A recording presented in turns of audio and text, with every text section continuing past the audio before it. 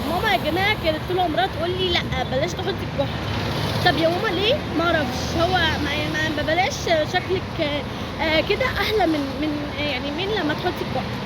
فطبعا يا جماعه ما خدتش واديت، بس طبعا اتضايقت واتاثرت ومش عارف ايه، لحد يا جماعه ما افاجئ النهارده وانا داخله الفصل اوكي كلاس فطبعا لقيت ميس بتوقفني وبتقول لي خدي بنتي، فانا اتخضيت صراحه بيني وبينها، فقلت لها يا ميس في ايه؟ قالت لي دي حاطه كحل. فانا هنا اتفاجئت، كحل ايه؟ والله لا يا ميس لا ابدا، اجيب لحضرتك مناديل بلانت نمسحه؟ والله لا خالص.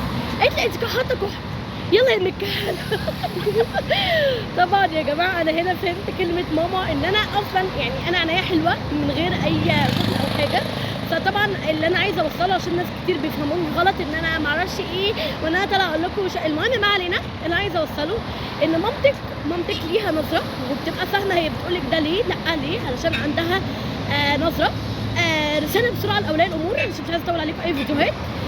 لو سمحتي قولي لبنتك ليه، لا ليه، ولازم تقنعيها. هتقولي صعبه، معلش حقك عليا، انا بتعبك، انا عارفه حقك على راسي من فوق، بس حاولي تقولي لها ليه، حتى لو بسبب بسيط. بحبكم قوي، باي باي.